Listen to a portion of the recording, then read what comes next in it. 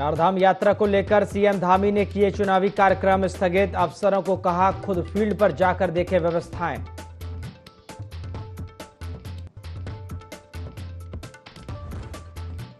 चारधाम यात्रा को लेकर सरकार का फैसला। चारधाम के 50 मीटर एरिया में मोबाइल का इस्तेमाल हुआ बैन। मंदिर में रील बनाने वालों पर दर्ज होगा केस।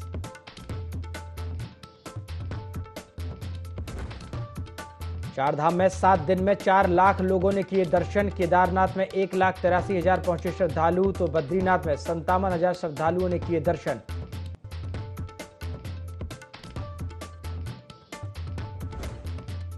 उत्तराखंड में बढ़ेगा गर्मी का टॉर्चर। दून समेत ज्यादातर मैदानी क्षेत्रों में अधिकतम तापमान 40 डिग्री सेल्सियस के करीब। पर्वतीय क्षेत्रों में आज हल्की बारिश होने की संभावना।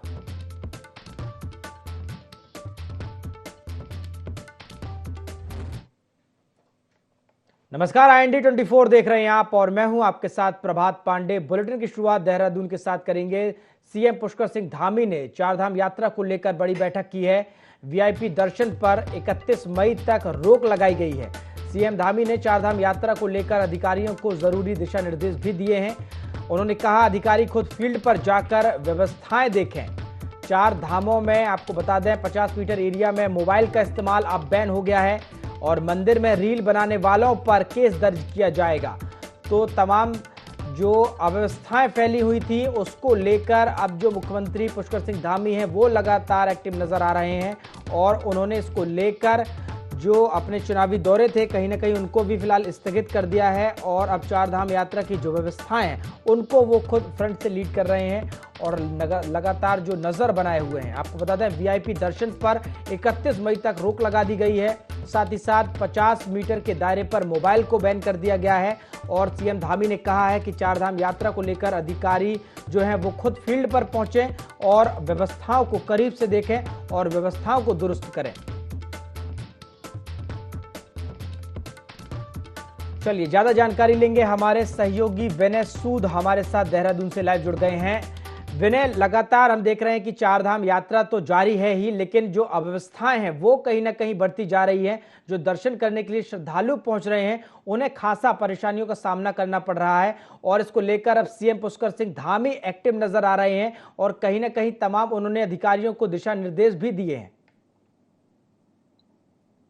जी प्रभात, बिल्कुल। देखिए, आपको बता दें कि जिस तरह से उत्तराखंड में चारधाम यात्रा जो है वो लगातार जारी है और श्रद्धालु जो है बड़ी संख्या में जिस तरह से चारों धामों में पहुंच रहे हैं, तो ऐसे में देखा जा सकता है कि जिस तरह से मुख्यमंत्री पुष्कर सिंह धामी यहाँ पर उनको पर्याप्त पूरी तरह से जो सुविधाएं जो है वो देने के लिए लगातार प्रयास कर रहे हैं कि किसी भी जो यात्री है उसको कोई असुविधा ना हो। चारधाम यात्रा के दौरान तमाम जो प्रयास है वो उत्तराखंड सरकार द्वारा लगातार किए जा रहे हैं। हालांकि जिस तरह से यहाँ पर जो यात्री पहुंच रहे हैं उनको यहाँ पर जो दिक्कतें भी इस दौरान देखने को मिल रही है, तो उसको लेकर के सीएम धामी ने जिस तरह से बीते दिन बैठक भी ली है चारधाम यात्रा को लेकर के अधिकारियों के साथ में, और उन्होंने अधिकारियों को जो दिशा निर्देश इस दौरान दिए हैं कि चारधाम यात्रा में आने वाले जो यात्री हैं उनको किसी भी तरीके की कोई दिक्कत ना आए, उनके लिए जो है हर तरह से मदद के लिए जो है तैयार खड़े रहे, चाहे वो स्वास्थ्य सेवा हो, चाहे वो पर्यटन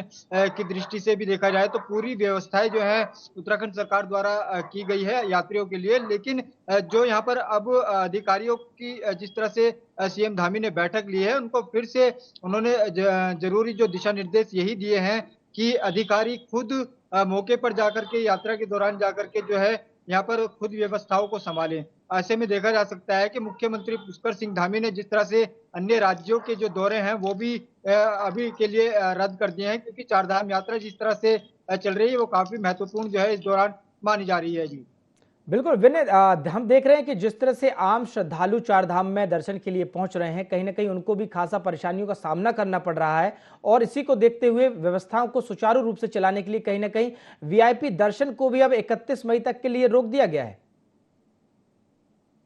जी प्रभात, बिल्कुल। देखिए, वीआईपी दर्शन की अगर बात करें तो वीआईपी दर्शन पर जो है अभी फिलहाल के लिए यहाँ पर 31 मई तक रोक लगा दी गई है, क्योंकि सीएम धामी का साफ कहना है कि अगर कोई भी वीआईपी इस दौरान जो है दर्शन करने के लिए जाता है चारधाम यात्रा में तो उससे जो है यहाँ पर काफी दिक्कतें आती हैं, क्योंकि पूरी व्यवस्थाएं जो है उत्तराखंड सरकार की उसमें कहीं ना कहीं जो है फर्क पड़ जाता है और इससे जो है चार धाम यात्रा के चलते किसी भी आम नागरिक को, आम यहाँ पर जो श्रद्धालु इस दौरान पहुंच रहे हैं, उनको किसी भी तरीके की कोई असुविधा ना हो, इसके लिए लगातार उत्तराखंड के मुख्यमंत्री पुष्कर सिंह धामी प्रयास कर रहे हैं। उन्होंने दिशा निर्देश जिस तरह से अधिकारियों को दिए हैं, खुद जो है मुख्यमंत्री ने एक लेटर जो है इस दौरान अन्य राज्यों के सचिवों को भेजा था, और अपील भी इस दौरान उन्होंने की थी कि कोई भी वीआईपी जो है इस दौरान दर्शन करने के लिए चार धाम यात्रा में ना आए, क्योंकि असुविधा जो है किसी भी यात्री को ना मिले, और सभी जो है यहाँ पर उनको पर्याप्त जो सुविधाएं हैं वो चारधाम यात्रा के दौरान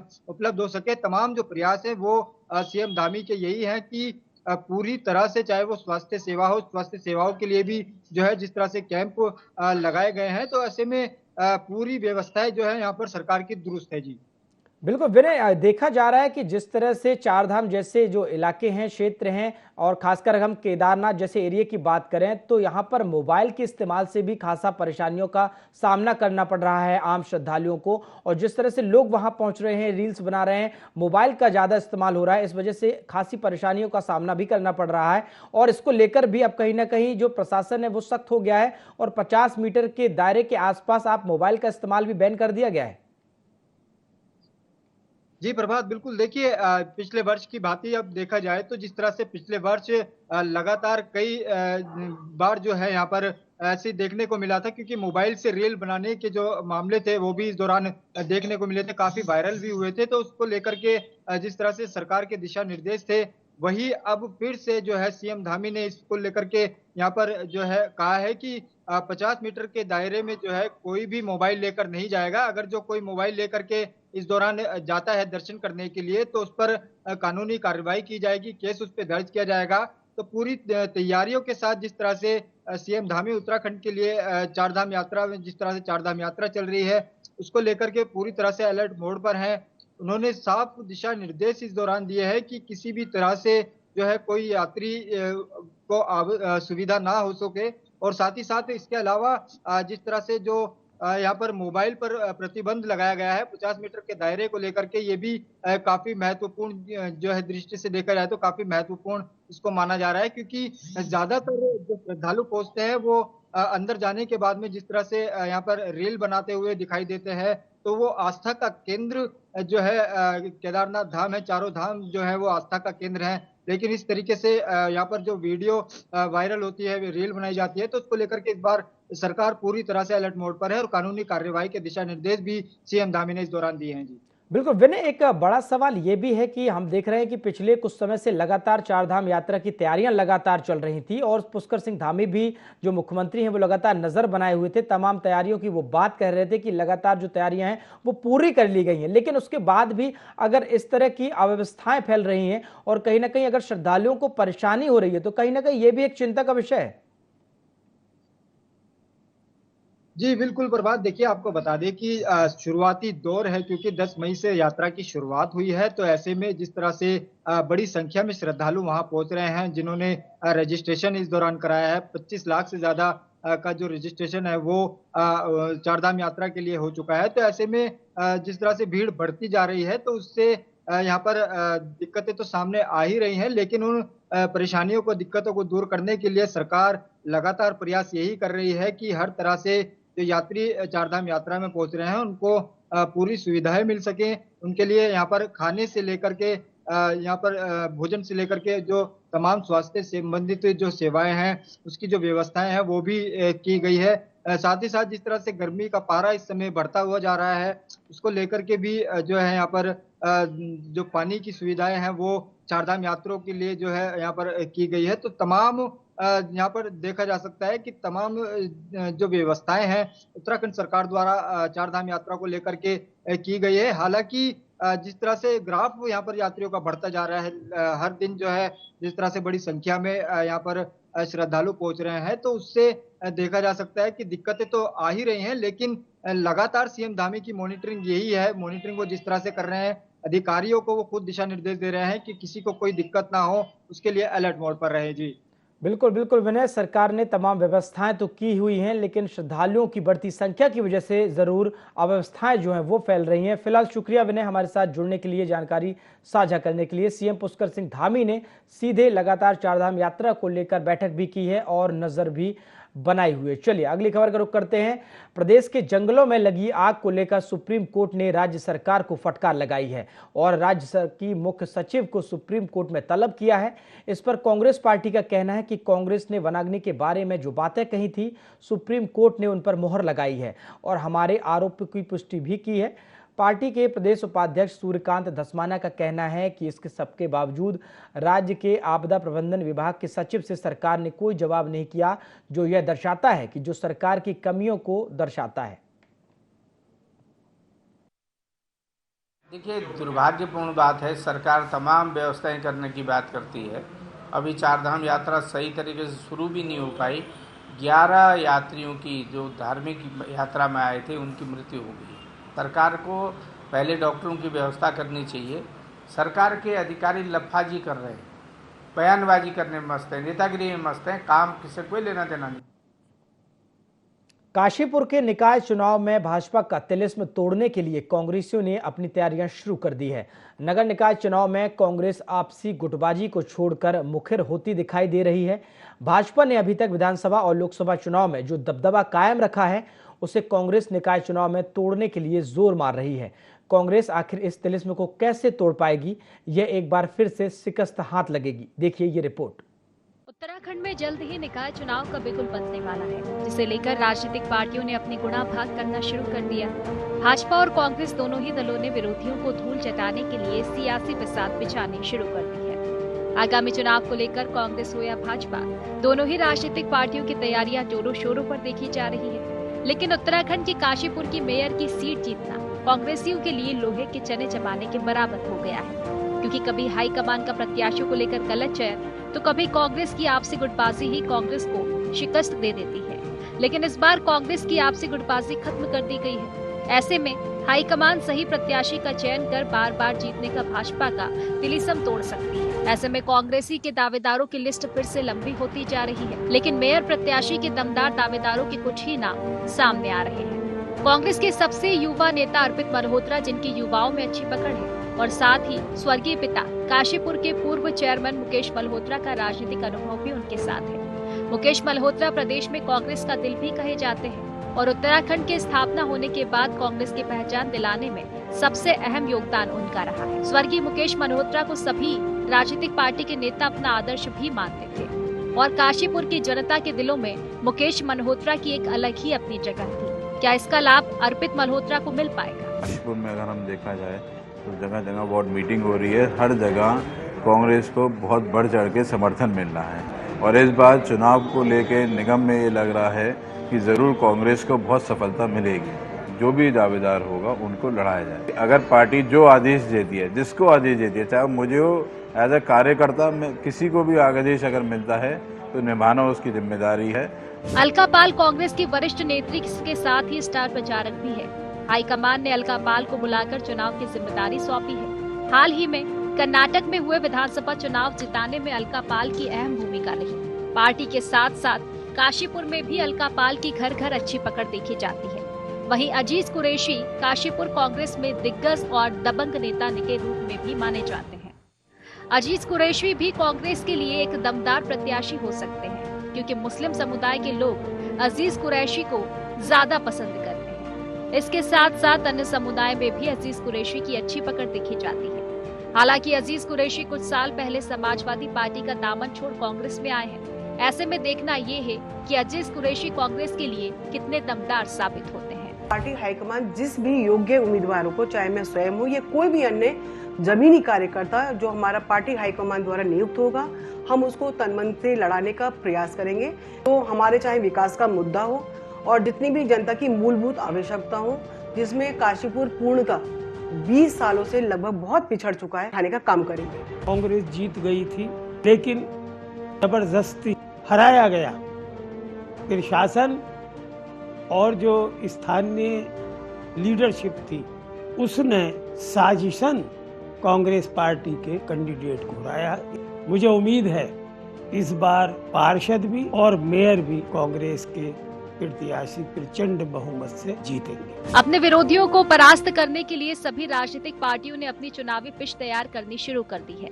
भाजपा अपना तिलिस्म बरकरार रखना चाहती है तो कांग्रेस उस तिलिस्म को तोड़ने के लिए नए नए समीकरण तैयार करती हुई दिखाई दे रही है। बहरहाल पहले तो यह देखने वाली बात होगी कि काशीपुर की मेयर सीट किस कोटे में आती है और उस कोटे में बिलोंग करने वाला सही दावेदार का चयन हाईकमान कर पाता है या नहीं, ये आने वाला समय ही बताएगा। IND24 के लिए अजहर मलिक की रिपोर्ट। गंगोत्री यमुनोत्री धाम में बड़ी संख्या में श्रद्धालुओं का आवागमन हो रहा है। छठवें दिन की यात्रा में धामों पर बड़ी भीड़ देखने को मिल रही है। दोनों धामों में अब तक 10 लोगों की मौत हुई है। जनपद के सभी अधिकारियों को दोनों धामों में तैनात किया गया है। बता दें कि पुलिस प्रशासन ने सोनगढ़, गंगनानी, डबरानी, सुखी टॉप, झाला यात्रा के लिए गंगोत्री रूट पर 1 वे गेट सिस्टम लागू किया है। फिलहाल 1 वे गेट सिस्टम मददगार साबित हो रहा है। यमुनोत्री धाम में ये दिक्कत आ रही है तो वहाँ पे क्या होता है कि जब आदमी स्वरूप चलता है तो वहाँ पे टेम्परेचर जो है 40 के आसपास चल रहा है इस समय। तो वहाँ एकदम से क्या होता है कि एक तो टेम्परेचर काफ़ी कम हो जाता है, दूसरा इशू ये आता है वहाँ पे कि टेम्परेचर के साथ साथ जो है क्योंकि जैसे हम समुद्र तल से ऊपर जाते हैं तो ऑक्सीजन लेवल भी कम हो जाता है। तो ये तो इशू मेन क्लाइमेट चेंज वजह से आता ही है। दूसरा हमारी व्यवस्था ये कर रखी है कि इस समय हमारी यात्रा काल में हमारा जो हॉस्टल चलता है इस समय हमारा वहाँ फिजिशियन तैनात हैं। हमारे सारे वहाँ जो है ECG वगैरह सारी मशीनें वहाँ ATM मशीन वगैरह जो है तैनात हैं। साथ में उनके साथ में हेल्प के लिए हमारे जो है 3 मेडिकल अफसर और हमारे जो है 6 फार्मासिस्ट वहाँ पे तैनात हैं और पैरामेडिकल स्टाफ और भी तैनात हैं। उसके साथ साथ जो है जब हम ऊपरी तरफ चलते हैं तो 3 हमारी जो है MRP है वर्तमान में कार्यरत हैं और वहाँ पे भी जो है हमारे ऊपर यमुनोत्री में भी जो है हमारे डॉक्टर फार्मासिस्ट जो है और राउंड लोग कार्य कर रहे हैं। हो रही हैं मैक्सिमम उन लोगों में देखा गया है कि प्रायर मेडिकल हिस्ट्री होती है इन लोगों को, पहले से दिल की बीमारियां, BP, हाइपरटेंशन, डायबिटीज़ और मोटापे से ग्रसित होते हैं इस तरह के लोग। तो इनको एडवाइस मैं यही दूंगा कि पहले से अपने डॉक्टर की सलाह के बिना ऊपर चढ़ाई ना करें, ठीक है। और एक ही दिन में बहुत ज़्यादा स्पीड से बहुत ऊंचाई तक चढ़ने की कोशिश ना करें।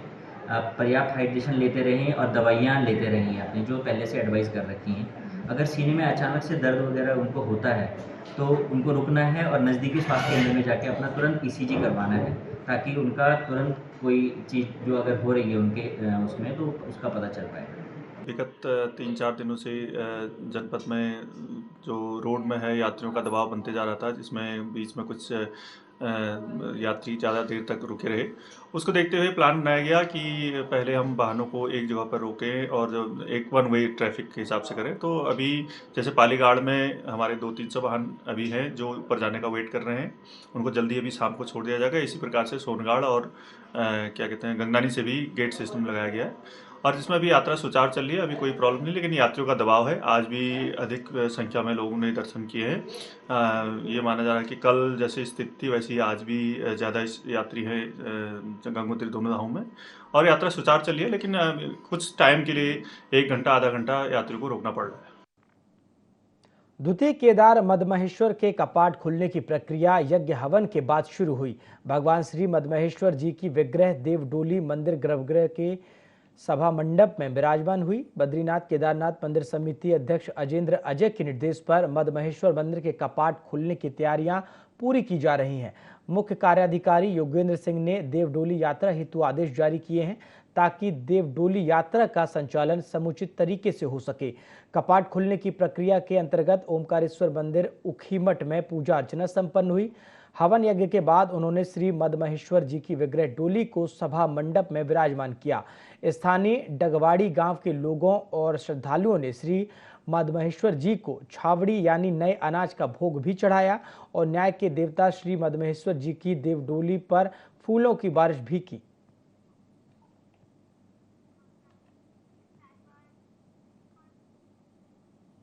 चलिए अगली खबर का रुख करते हैं। खबर देहरादून से है, जहां पर्यावरण मित्रों की फर्जी नियुक्ति पर नगर निगम के सुपरवाइजर को निलंबित किया गया है। इससे पहले नगर निगम ने जांच कराई, जांच में आरोप सही पाए जाने पर निलंबन किया गया है। मुख्य नगर स्वास्थ्य अधिकारी डॉक्टर अविनाश खन्ना ने बताया कि सुपरवाइजर ने 6 से 7 लोगों को फर्जी तरीके से पर्यावरण मित्र के रूप में लगाया था, जांच में यह बात सामने आई तो उनको प्रथम दृष्टया दोषी पाए जाने पर निलंबित कर दिया गया। हाँ देखिए, ये एक शिकायत मिली थी काफ़ी पहले हम लोगों को, जब ये बोर्ड भंग हुआ था कि उसके पश्चात जो है वहाँ पे जो 75 नंबर वार्ड है उसके सुपरवाइजर के द्वारा जो है कतिपय बगैर किसी पूर्व सूचना के और बगैर किसी परमिशन के कुछ लोगों को जो है परोन्नति के काम पे जो है रख लिया गया। इसमें जो है फिर जो हमने वहाँ के स्थानीय जो हमारे जांच के लिए बोला था कि इसमें देख के बताएं कि इसमें क्या क्या तथ्य हैं, तो उन्होंने अपनी सूचना हमें प्रेषित करी थी कि प्रथम दृष्टया में ऐसा प्रतीत होता है कि वहाँ पर जो है सफाई के लिए जो है अन्यत्र लोगों को जो है बगैर किसी परमिशन के रख लिया गया है। ये सूचना जो है सही पाई गई।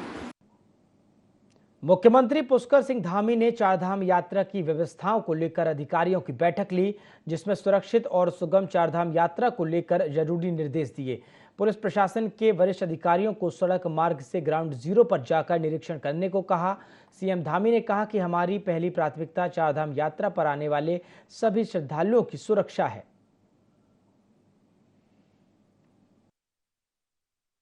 15 दिन का एक हम लोगों ने निवेदन किया था अन्य राज्यों से भी सबसे कि क्योंकि शुरू के दिनों में अत्यधिक संख्या होने के कारण से जो इस प्रकार के अतिथि आते हैं तो उसके कारण से यात्रा में कोई व्यवधान न हो, सामान्य जो तीर्थ यात्री हैं श्रद्धालु उनको परेशानी न हो।